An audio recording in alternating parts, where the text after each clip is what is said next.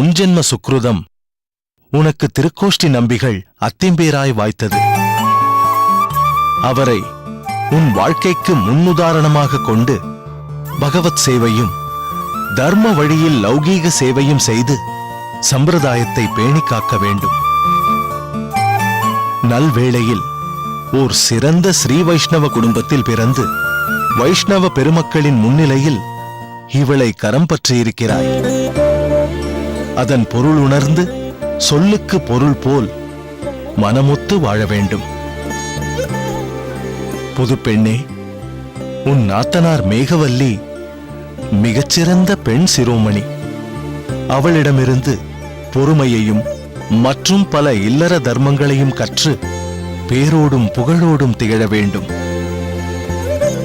சமுதாயத்தோடு நல்லுறவோடு ஒத்து வாழ வேண்டும். ஒரு குடும்பம் சிறப்பாக இருக்கிறதென்றால் அது அந்த அகத்தின் சகதர்மினியால்தான். திருக்கோஷ்டி நம்பி, மொத்தத்தில் ஒரு சுபகாரியம் சிறப்பாய் நடந்து முடிந்திருக்கிறது. இதனால் பெண்ணின் தகப்பனார் சுந்தரவரதனுக்கும் மனப்பூர்வமான திருப்தி. உன் மாமனாருக்கு கொடுத்த வாக்கை நிறைவேற்றிவிட்டோமே என்ற திருப்தி உனக்கு. அது போதும் சுவாமி, அது போதும். எங்கள் அனைவரின் திருப்தியை விட தங்களின் திருப்திதான் எங்களுக்கு முக்கியம். தம்பதிகளே, ஏனைய வைஷ்ணவ பெரியோர்களின் ஆசிகளை பெற்றுக் கொள்ளுங்கள். சரி, அடியேன் இவ்விடம் விட்டு சற்று அகல்கிறேன். அப்போதுதான் சில விஷயங்களை சுதந்திரமாக பரிமாறிக்கொள்ள முடியும்.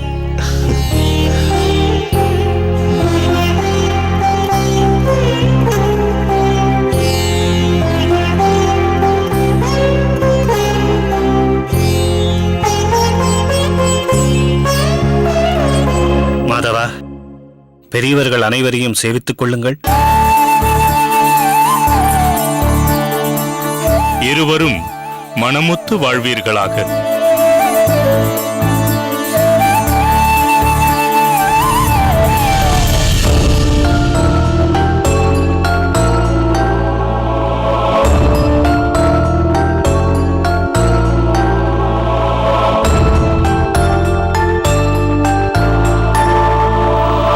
மாதவா, யாரை தேடுகிறாய்? மாரணியர் நம்பி.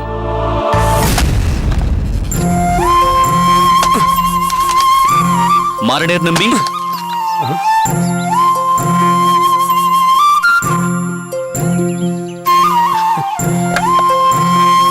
குருநாதருக்கு வந்தனம். வா மாதவா. மாரணியர், இவள் அடியனின் சகதர்மணி ருக்மணி. நமஸ்காரம். மிகவும் சந்தோஷம் மாதவா. உன் கல்யாணம் முடிந்து உன் அகமுடையாளோடு பார்ப்பதற்கு குறிப்பாக இருக்கிறது. ஆனால் நீ என் கல்யாணத்திற்கு வராதது எனக்கு வருத்தமாக இருக்கிறது. ஆம் மாரணியர் நம்பி, நீ அவசியம் வந்திருக்க வேண்டும். சுவாமி, தாங்கள் அறியாததல்ல, ஆச்சாரியரை விடுத்து வெளியூர் செல்லக்கூடிய சூழ்நிலை அமையவில்லை. இங்கு மலராண்டாருக்கு உடம்பு சுகமில்லாமல் போய்விட்டது. அதனால்தான் அடியேனால் மாதவனின் திருமணத்தில் கலந்து கொள்ள முடியவில்லை. ஆனால் என் நினைவு முழுவதும் அன்று அங்குதான் இருந்தது. மாரணியர், நீ என்னென்னவோ சமாதானம் சொல்ல முயற்சிக்கிறாய். இல்லை மாதவா, அடியேன் திருக்கோஷ்டியூர் அகத்தில் தங்கியிருந்து உணவை உண்டிருக்கிறேன். அதன் மூலம் அடியேன் நன்றிக்கடன் பட்டிருக்கிறேன். அதை அடைக்கவாவது அடியேன் அங்கு வந்திருக்க வேண்டும். மாரணியர், நீ நன்றிக்கடன் பட்டிருப்பதாக கூறுகிறாய். ஆனால் அடியேனும் உன்னிடம் அபச்சாரப்பட்டிருக்கிறேன். உன்மேல் வீண் பழி போட்ட பெரும் அபராதி நான். நான் உனக்கு செய்த தீங்கை என்னால் மறக்க முடியவில்லை மாரணியர். மாதவா, அதை பற்றி பேச இது நேரமல்ல. அதுவும் உன் தர்ம பத்தினிக்கு முன்னால். ஒன்றும் பாதகமில்லை, அனைத்தும் இவளுக்கு தெரியும்.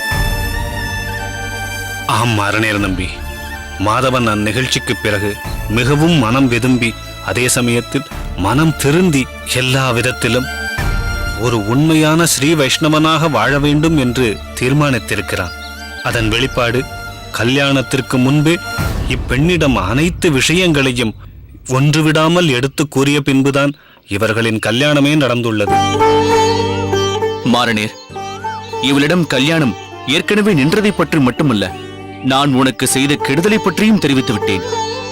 அதன் பிறகும் பெருந்தன்மையாக இக்கல்யாணத்திற்கு சம்மதம் தெரிவித்து அடியேனை கரம் பற்றி இருக்கிறாள். நிச்சயம் இப்படி ஒரு குணவதியை மனைவியாக அடைய நீ கொடுத்து வைத்திருக்க வேண்டும் மாதவா. அனைத்தும் இனிதாக முடிந்திருக்கிறது. இனி பழைய கசப்பான சம்பவங்கள் எதையும் பேச வேண்டாம், ஏன் நினைக்கவும் வேண்டாம். அடியேன் அவற்றை என்றோ மறந்துவிட்டேன். சரி மாதவா, ஆச்சாரியரை கண்டு ஆசீர்வாதம் வாங்கியாகிவிட்டதா? ஆச்சாரியரின் ஆசைகளை பெற்றுவிட்டேன் மாரண்டர் நம்பி. ஆனால் அடியேனின் அடிமனதில் அழுத்திக் கொண்டிருக்கும் பாரம் நீங்கி ஓர் இயல்பான வாழ்க்கையை நாங்கள் தொடங்க வேண்டும் என்றால் உன் ஆசீர்வாதமும் எங்களுக்கு வேண்டும்.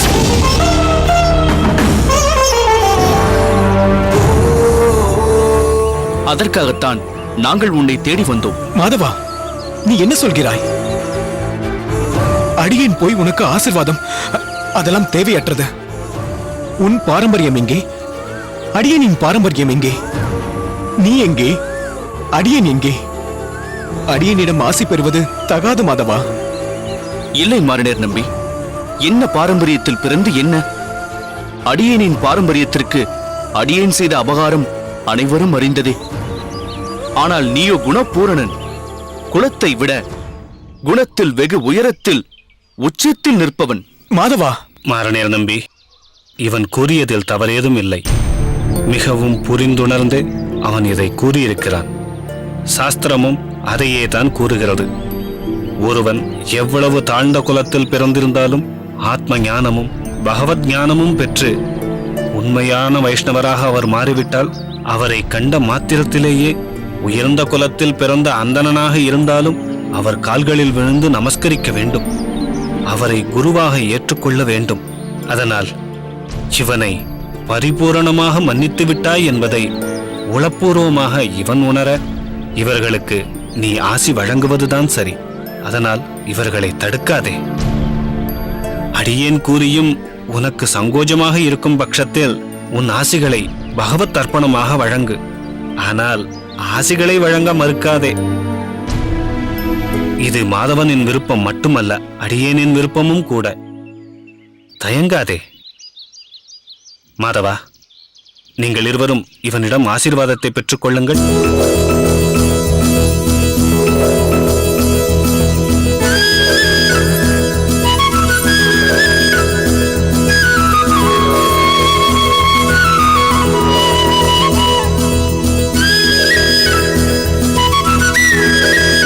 சர்வம் ஸ்ரீ கிருஷ்ணார்ப்பணம்.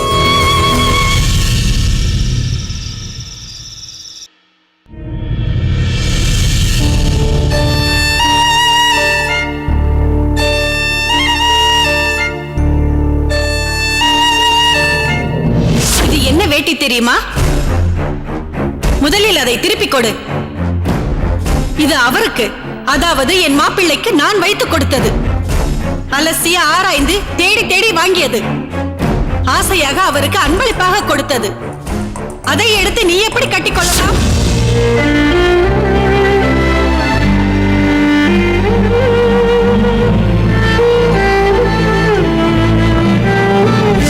இதற்கு முன்பும் பெரியப்பா வாங்கி வரும் 2 பொருளில் ஒன்றை அவர் எனக்கு கொடுப்பது வழக்கம். முன்பு அப்படி இருந்திருக்கலாம். இப்பொழுது அவர் என் மாப்பிள்ளை. நான் அவருக்காக கொடுத்ததை அவர் மட்டுமே பயன்படுத்த வேண்டும். உனக்கு வேண்டுமென்றால் நீ தனியாக வாங்கிக்கொள். அடுத்தவர்களுக்கு கொடுத்த பொருள் மீது ஆசைப்படாதே. உடனே இந்த வேட்டியை மாற்று.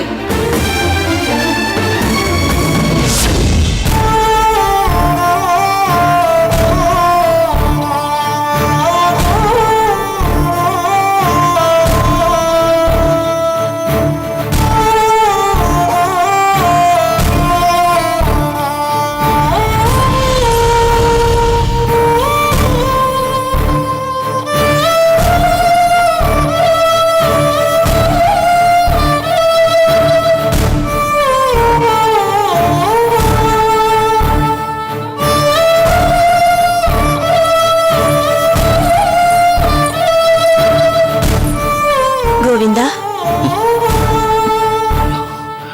பிரியமா, நீ உறங்க செல்லவில்லையா? ஏன் இன்னும் இங்கேயே அமர்ந்திருக்கிறாய்? பொதுவாக ராமானுஜன் உறங்குவதற்கு முன்பே நீ உறங்க சென்று விடுவாய். இன்றோ ராமானுஜன் கூட உறங்க சென்று விட்டான். ஆனால் நீ சற்று காற்று வாங்கலாம் என்றுதான் வாசலை நோக்கி உட்கார்ந்திருக்கிறேன். இதுதான் உண்மையான காரணமா? முகம் சிரித்தாலும் மனம் வாட்டம் கொண்டுள்ளது என்பது எனக்கு தெரியும். அப்படியெல்லாம் ஒன்றுமில்லை பிரியமா. பொதுவாக நீ பொய் சொல்ல மாட்டாய். இப்போது மட்டும் ஏன் மூடி மறைக்கிறாய்? கௌசல்யாவின் சொற்கள் உன்னை மிகவும் பாதித்திருக்கிறது என்பது எனக்கு தெரியும். இங்கே பார் கோவிந்தா, அவர்களோ வந்து செல்பவர்கள். உனக்கும் ராமானுஜத்திற்கும் உள்ள பந்தமோ அல்லது நம்மிடம் நிலவும் பாசமும் நேசமும் அவர்களுக்கு தெரிந்திருக்க வாய்ப்பில்லை. அதுதான் வாய்க்கு வந்தபடி பேசிவிட்டு போய்விட்டனர். உனக்கு நாங்கள் தானே முக்கியம். ராமானுஜன் உன்னை பற்றி என்ன நினைக்கிறான், நாங்கள் உன்னை பற்றி என்ன நினைக்கிறோம், அதையல்லவா நீ மனதில் கொள்ள வேண்டும். அதனால் மனசஞ்சலம் அடையாமல் போய் படுத்துக்கொள். போ. கோவிந்தா, வாழ்க்கையில் பல சங்கடங்கள், பல இன்னல்களை சந்திக்க நேரிடும். அனுபவ ரீதியாக சொல்கிறேன். அதையெல்லாம் பெருசுபடுத்தாதே, பொருட்படுத்தாதே.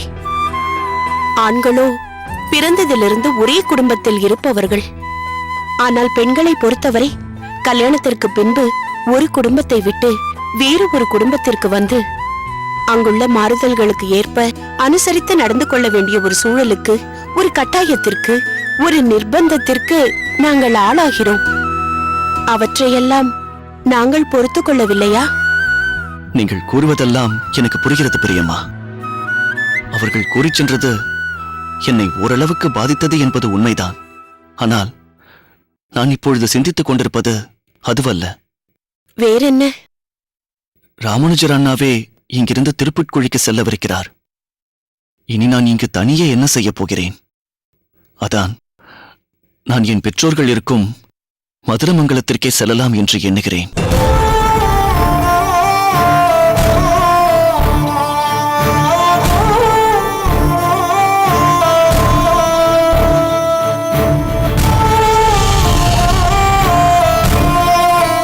அம்மாவும் அடியேன் அவர்களோடு இருப்பதில்லை என்று குறைப்பட்டுக் கொண்டிருக்கிறார். அதனால்தான் இப்படி யோசித்தேன். அதை உங்களிடம் எப்படி சொல்வது என்று யோசித்துக் கொண்டிருந்தேன். இல்லை, இதை நான் நம்ப மாட்டேன். கோவிந்தா, நீ மதுரமங்கலம் போக வேண்டும் என்று நினைத்ததற்கு ராமானுஜன் திருப்புட்குழி போவதா காரணம்? ஆம் பெரியம்மா, அதுதான் காரணம். என்ன, உறங்க வேண்டிய நேரத்தில் இங்கு என்ன பேசிக் கொண்டிருக்கிறீர்கள்? கோவிந்தன் மதுரமங்கலத்திற்கே போய்விடப் போகிறானாம். என்ன கோவிந்தா? இல்லை பெரியப்பா, ராமானுஜர் அண்ணா திருப்புட்குழிக்கு செல்ல இருப்பதால் அடியேன் என் பெற்றோரை காண மதுரமங்கலம் செல்லலாம் என இருக்கிறேன். நீ உன் பெற்றோர்களை காண செல்ல வேண்டும் என்று சொல்வதில் எந்த தவறும் இல்லை. உன்னுடைய தாயும் உன்னை பிரிந்த துயரத்தில்தான் இருக்கிறாள். பல சமயங்கள் நானே எண்ணியதுண்டு, தாயையும் மகனையும் பிரித்து விட்டோமோ என்று. அதனால் நீ அவர்களிடம் செல்வதுதான் சரி. ஆனால் நீ அங்கு செல்ல வேண்டும் என்று முடிவெடுத்திருக்கும் தருணம்தான் சரியல்ல. யாரோ ஏதோ சொன்னார்கள் என்று அதை பெரிதுபடுத்தி இங்கிருந்து செல்வது உச்சிதமல்ல. இதையே தான் நானும் கூறிக்கொண்டிருந்தேன். உங்கள் வாதம் எனக்கு புரிகிறது பெரியப்பா. ஆனால் ராமானுஜர் அண்ணா இங்கு இல்லாத பொழுது அடியேன் மட்டும் இங்கிருந்து என்ன செய்ய போகிறேன்? ஏன், நீயும் எங்களுக்கு ஒரு மகன் போலத்தானே? ராமானுஜன் இல்லாத பட்சத்தில் அவன் இடத்தை நீ இருந்து நிரப்பலாமே. நீங்கள் இருவரும் கூறுவது எனக்கு நன்றாக புரிகிறது. நீங்கள் என் மீது வைத்திருக்கும் அன்பும் பாசமும் என்னை நிகழ வைக்கிறது. இருப்பினும் ஒரு விதத்தில் பார்த்தால் மன்னியின் தாய் கூறியதிலும் எந்த தவறும் இல்லை. மேலும் ராமானுஜர் அண்ணா இல்லாத பொழுது என்னால் தங்களுக்கு எந்த தர்ம சங்கடம் நேருவதையும் அடியேன் விரும்பவில்லை. அது மட்டும் இல்லை, என் அம்மா அப்பாவை காண வேண்டிய அவா என்னுள் இப்பொழுது அதிகரித்துள்ளது. அதனால் அடியேன் செல்வதற்கு நீங்கள் அனுமதி கொடுக்க வேண்டும். கவலை கொள்ள வேண்டாம். ராமானுஜர் அண்ணா திரும்பிய க்ஷணமே அடியேனும் இங்கு வந்து விடுவேன், இது உறுதி. இதை உங்களிடம் எப்படி தெரிவிப்பது என்று எவ்வளவு காலம் தவித்துக் கொண்டிருந்தேன். இப்பொழுது தெரிவித்து விட்டதால் மனபாரம் குறைந்து விட்டது. அடியேன் உறங்கச் செல்கிறேன்.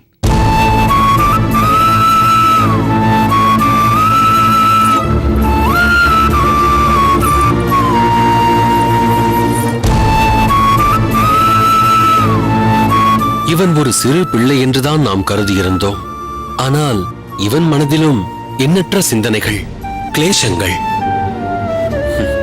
தீயினால் சுட்ட புண் உள்ளாரும், ஆறாதே நாவினால் சுட்ட வடு என்பது போல் கௌசல்யாவின் வார்த்தைகள் இவன் மனதை பெரிதும் புண்படுத்தியுள்ளது என்பது நன்றாக தெரிகிறது. நீங்கள் 1000 தான் காரணம் சொன்னாலும் என் மனம் சமாதானம் அடையவில்லை. கோவிந்தன் இங்கிருந்து செல்வதை என்னால் ஏற்க முடியவில்லை. காந்திமதி, அவன் முடிவை இப்பொழுது நாம் மாற்ற முனைந்தால் அது சரியாக இருக்காது. தன் பெற்றோர்களை அவன் பார்த்துவிட்டு வரட்டும். சிறிது காலத்திற்கு பிறகு அவன் மீண்டும் இங்கு வருவான். அதில் எனக்கு எள்ளளவும் சந்தேகமில்லை. சரி, நேரம் ஆகிவிட்டது. மனதை அலைப்பாய விடாமல் வந்து படுத்துக்கொள்.